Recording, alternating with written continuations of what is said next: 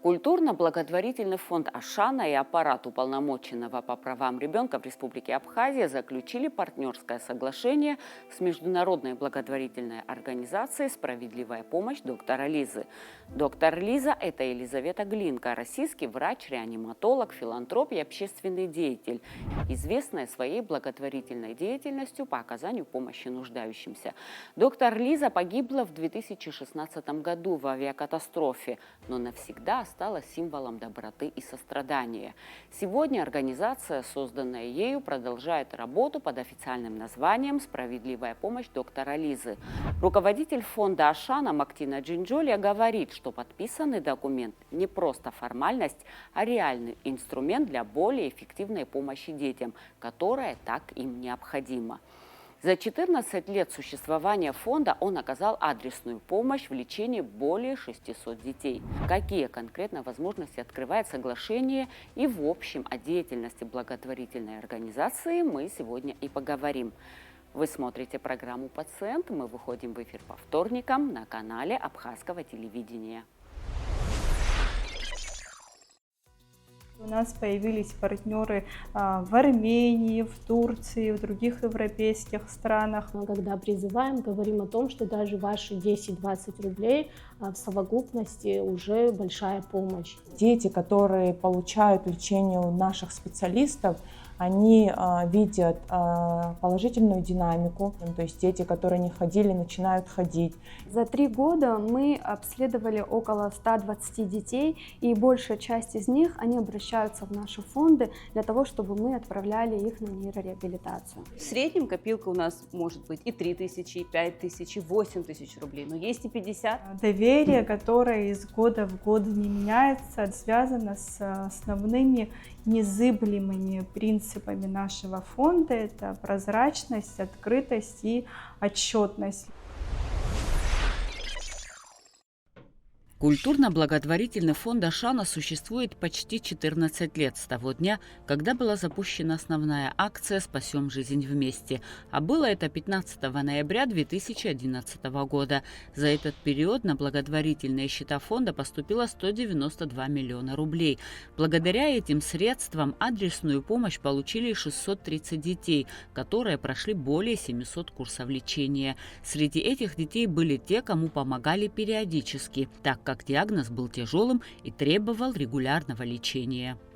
Изначально мы сотрудничали только с Российским фондом помощи, Русфондом. Это был наш генеральный партнер. Первый директор фонда Дживейра Колосов заключила соглашение с Русфондом, и мы работали только по 6 направлениям, диагнозам и только с клиниками-партнерами Русфонда, которые находятся только на территории Российской Федерации. Но с 2017 года Русфонд стал закрывать региональные программы, в том числе закрыл и программу в Абхазии. Изначально у нас была договоренность с ними, что 70% от стоимости лечения собирает Русфонд, а 30% мы собирали здесь в Абхазии и отправляли в клиники Русфонда в Россию. Но с 2017 года ситуация поменялась. Мы все 100% от стоимости лечения собираем здесь в Абхазии, и мы расширили сеть клиник-партнеров. Помимо клиник, с которыми работал Русфонд, мы стали договариваться с новыми клиниками, со специалистами, которые находятся в различных городах, регионах России, не только России. У нас появились партнеры в Армении, в Турции, в других европейских странах. Мы также отправляем детей на дорогостоящие лечение детей с редкими заболеваниями, также в Израиль. Были случаи, когда мы отправляли в Италию, в Германию. То есть с 2017 года мы намного расширили базу клиник-партнеров, с которыми мы работаем. Также мы оказываем детям практически со всеми заболеваниями, которые подлежат лечению. Единственным учредителем фонда является московский бизнесмен Беслан Шакая. В 2017 году директором Ашаны была назначена Мактина Джинджолия. Штат фонда состоит из 10 сотрудников. Постоянно в офисе работают 4 человека, остальные находятся на фрилансе. Фонд Ашана постоянно расширяет круг своих партнеров, в числе которых организации, действующие на территории Российской Федерации. В этом году у фонда появились 2 новых российских партнера. Это фонд «Круг добра» и «Справедливая помощь» доктора Лизы, с которыми были заключены соглашения. «Справедливая помощь» доктора Лизы – это благотворительная организация, которая оказывает помощь бездомным детям, раненым и тяжело больным детям. Мактина Джинджолия убеждена, что подписание соглашения с этим фондом позволит более эффективно оказывать помощь детям Абхазии, оказавшимся в трудной жизненной ситуации, и их семьям. Недавно заключенное соглашение с фондом доктора Лизы нам дает возможность направлять детей в различные клиники на территории Российской Федерации. То есть они могут на основе медицинских документов подбирать клиники, лечение, и наши дети, подопечные, у которых есть гражданство Российской Федерации, полис медицинского страхования, могут проходить лечение совершенно бесплатно. Также еще одной возможностью, которую нам дало это соглашение, является то, что родители либо сопровождающие лица ребенка, они могут проживать в специальных квартирных домах, помещениях, которые принадлежат фонду доктор Лиза. Я считаю это большим успехом и возможностью для родителей, так как чаще всего, помимо лечения, которое покрывает наш фонд, другие дорожные организационные расходы обычно они лежат бременем на родителях. Поэтому такая возможность проживать где-то, сопровождая своего ребенка бесплатно, это очень большая поддержка и помощь для родителей. Также доктор Лиза дает возможность нам, возможности телемедицины, то есть если диагноз не установлен, если непонятно, какое лечение необходимо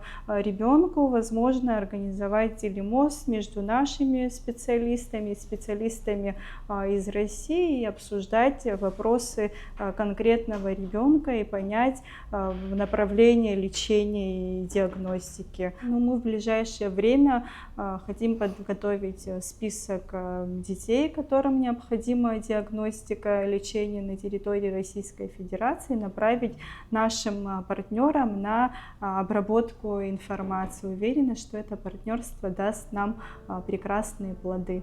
Конечно же, основным донором фонда являются благотворители. Чтобы привлечь больше неравнодушных людей к оказанию финансовой помощи нуждающимся, сотрудники проводят различные мероприятия, активно делятся информацией в соцсетях, привлекают СМИ. Также они внедряют новые способы сбора средств в проекты, которые реализуются в течение года.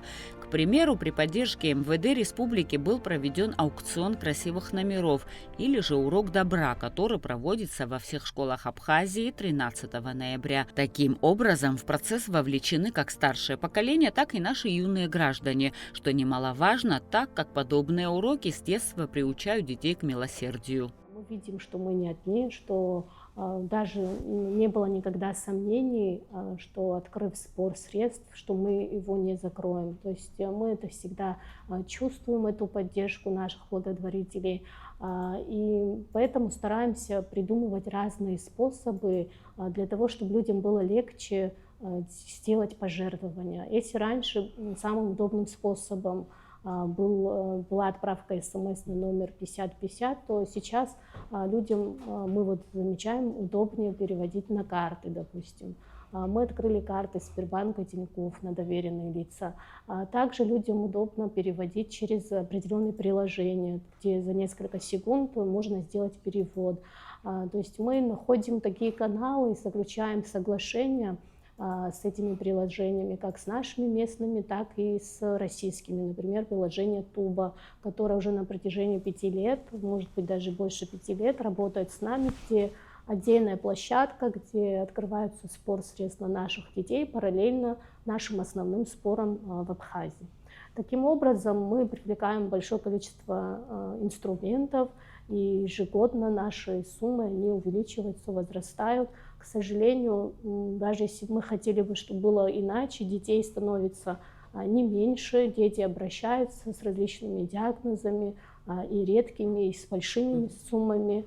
И нам приходится постоянно привлекать, придумывать новые способы. Мы замечали, особенно в начале, люди стеснялись переводить 100-200 рублей, те же 50. Но мы всегда, когда призываем, говорим о том, что даже ваши 10-20 рублей в совокупности уже большая помощь. И мы замечаем, что у нас есть и переводы и по 20 рублей, и по 50. Видно, что люди жертвуют последние свои остатки, допустим, на карте, но хотя бы на благотворительность. То есть такие, даже мы проводим иногда флешмобы в социальных сетях, переведи свой хвостик на карте.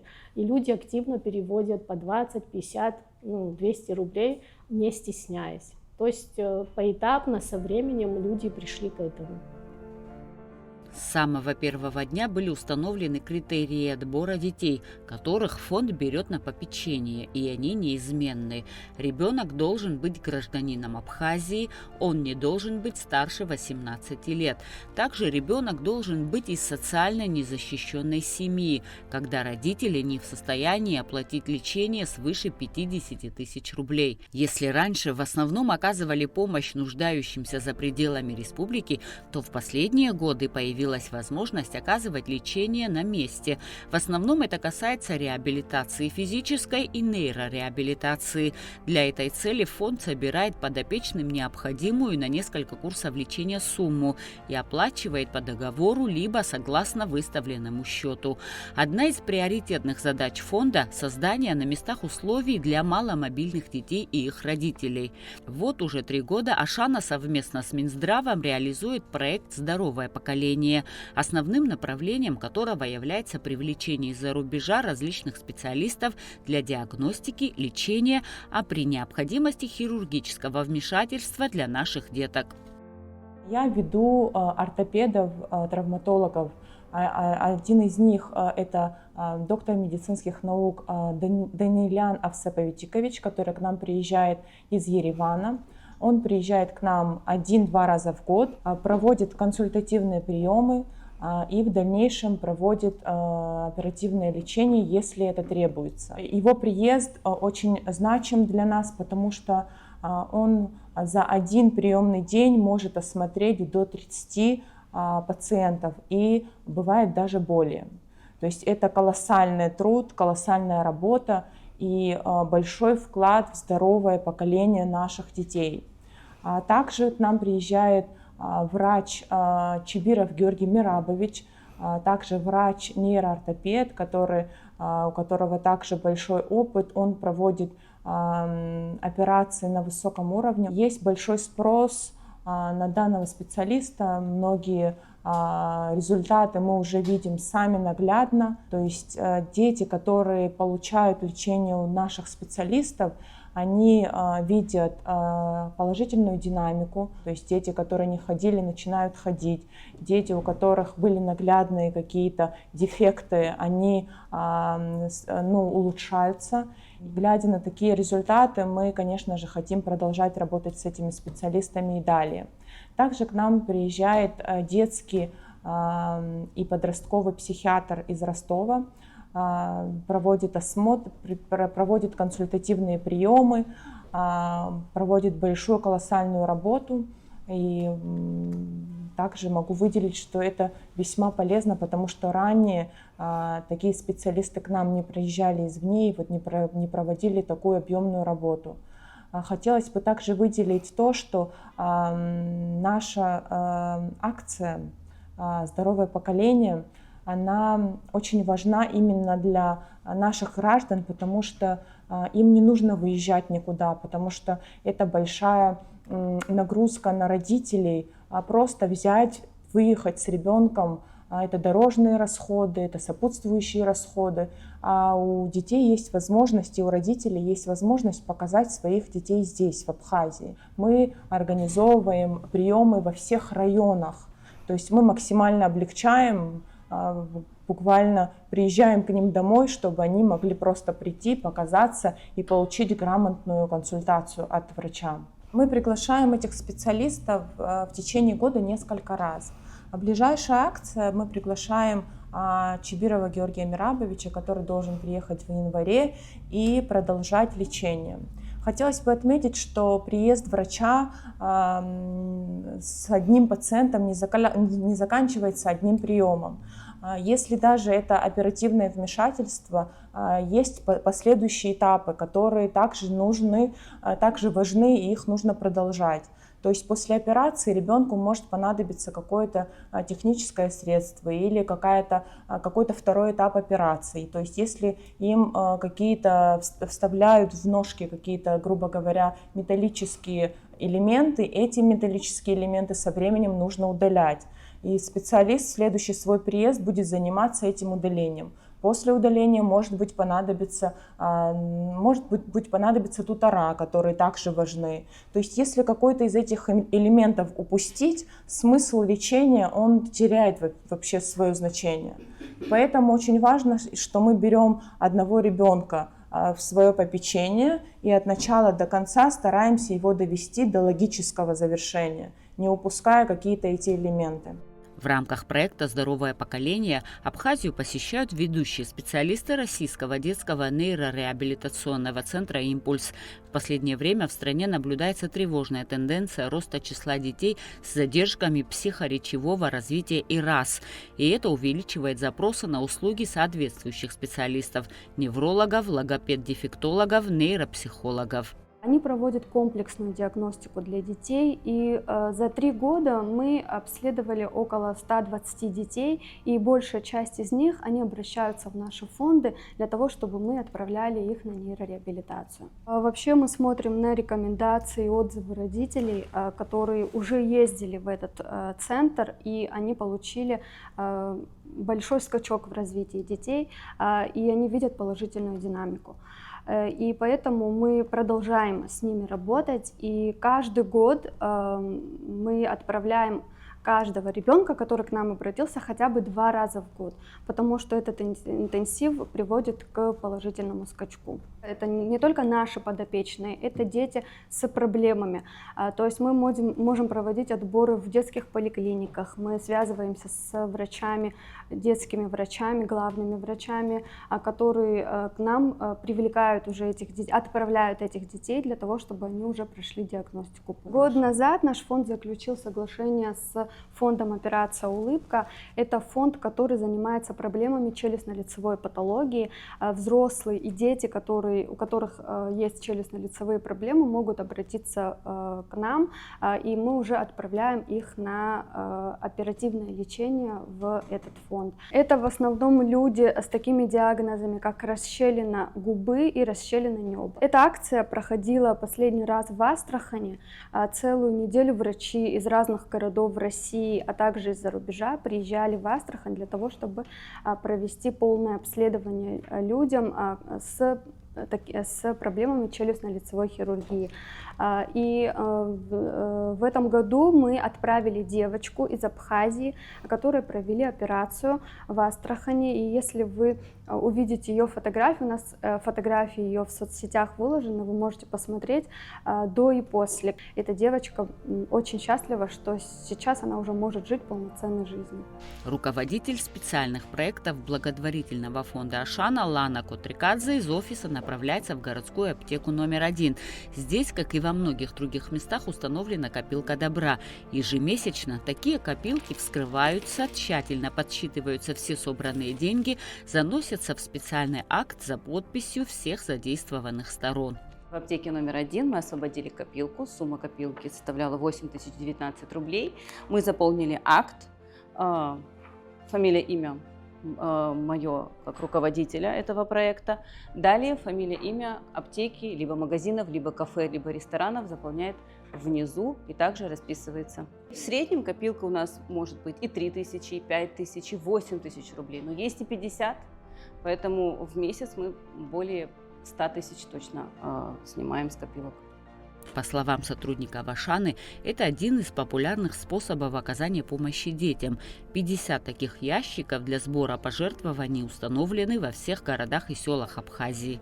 Это считается очень удобным способом, так как люди приобретают товары в аптеках, кафе, ресторанах, могут оставлять сдачи. Может, кому-то кажется, что это мелочь, но в месяц у нас выходит более 100 тысяч, в год у нас более 1 миллиона рублей. Мы призываем всех предпринимателей, владельцев кафе, ресторан, аптек, прийти к нам в офис вы можете и установить у себя копилку добра. Либо же мы выезжаем на место, оформляем договор и также устанавливаем копилку. У нас все прозрачно. Мы хотим, чтобы люди понимали и знали, что каждая сумма, которая была посчитана в копилке, ведет отчет. Все отчеты у нас есть в открытых доступах, всегда могут посмотреть. Поэтому мы благодарим за каждый рубль, оставленный в копилке добра. Это большая поддержка для детей. Наши копилки установлены в районах и городах Абхазии, свыше 50 штук. Вы никогда не спутаете нашу копилку, у нас есть фирменный логотип и также указан наш номер телефона, по которому вы всегда сможете с нами связаться. Самую большую поддержку фонд получает от населения. При подведении итогов отмечается, что до 80% пожертвований поступили от простых граждан, до 20% финансы поступают от юридических лиц. Также есть тайные доноры, которые в самых экстренных ситуациях оказывают необходимую помощь. Важно подчеркнуть, что средства, собранные на лечение ребенка, тратятся исключительно по назначению. У фонда есть надежные партнеры, которые ежемесячно переводят средства на содержание фонда. Я думаю, что это доверие, которое из года в год не меняется, даже увеличивается, сумма сборов из года в год увеличивается. Это связано с основными незыблемыми принципами нашего фонда. Это прозрачность, открытость и отчетность. Для нас важно, чтобы человек, который сегодня поддержал фонд любой суммой, будь то 20 рублей, будь то 50 рублей, он знал, куда эта сумма и на кого будет направлена. У нас есть все виды отчетности на сайте. Это и годовые отчеты, ежеквартальные, ежемесячные отчеты, отчеты, связанные с ящиками для сбора пожертвований, и отчеты,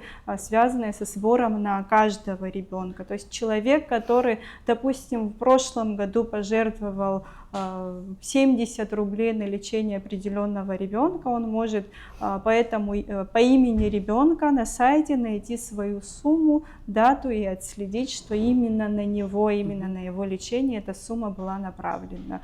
Я считаю, что только так должны работать фонды, которые занимаются сборами частных пожертвований. Без отчетности, доверия и открытости не может быть организована работа, потому что это наша ответственность перед населением, которые сегодня голосуют рублем, чтобы наш фонд мог осуществлять свою деятельность.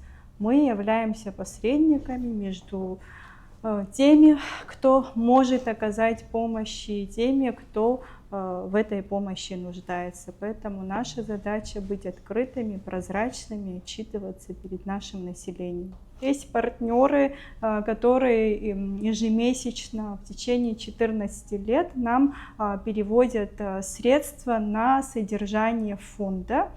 И важно подчеркнуть, что мы со средств, которые поступают на лечение детей, не берем ни рубля на организацию своей деятельности. Вот этот офис, зарплата сотрудников, даже бумага, печать, это все оплачивается именно с тех средств, которые поступают от поддержки наших постоянных партнеров, благодаря которым мы сегодня по сей день существуем, работаем и осуществляем благие дела. Благотворительные фонды важны для государства, поскольку они дополняют его социальную функцию, помогая там, где государственные ресурсы и бюрократия не справляются. Они решают конкретные потребности самых уязвимых групп населения, занимаются срочной помощью, реализуют системные проекты и способствуют развитию гражданского общества. Во всем мире общественные организации и государства работают в сотрудничестве, ни в коей мере не подменяя деятельность госорганов, а наоборот, оказывая поддержку и помощь. Мы работаем в поддержку министерству, в партнерстве с министерством, так как мы всегда с ними на связи. Когда к нам обращаются родители, мы всегда связываемся с представителями министерства, спрашиваем, обращались ли они к ним, есть ли возможность платить лечение или получить медикаментозную помощь ребенку с помощью Министерства здравоохранения. Когда мы получаем положительный ответ, мы всегда перенаправляем. И, соответственно, когда необходима экстренная оперативная помощь и, скажем, бюрократические моменты затягиваются именно со стороны министерства или государства, тогда у нас есть возможность оказать более оперативную помощь. Вот таким образом мы, как сказать, в партнерстве, в сотрудничестве очень активно и хорошо работаем. Что касается наших медицинских акций и проектов, естественно, без поддержки министерства мы их не можем реализовать. Мы всегда с ними согласовываем и пул специалистов, которые приезжают, которых мы приглашаем, и именно места, где будут проходить там, консультации, обследования. Если это касается оперативного лечения, то, естественно, при поддержке Министерства здравоохранения и Республиканской детской больницы обсуждается подробно каждый нюанс, каждый вид операции, где будет проходить, как будет проходить. То есть у нас есть полное взаимопонимание, взаимопомощь и поддержка. Я считаю, что, конечно, такие фонды, как мы, являются большим подспорьем как для министерства, так и для государства в целом, потому что какие-то социальные вопросы мы можем закрыть. Если какие-то вопросы более глобального уровня решаются на уровне государства, ну, мы в поддержку. История фонда Ашана – это история многих детей Абхазии, которым не повезло родиться с редкими заболеваниями, таких как Аслана Джинджоли, у которой редкий диагноз – несовершенный остеогенез. Вот уже 13 лет она борется за жизнь, и все эти годы ее ангелом-хранителем является фонд Ашана, который периодически организовывает сбор денег, чтобы ее хрупкое сердце продолжало биться. И в этом заслуга каждого, кто хотя бы раз не пожалел денег.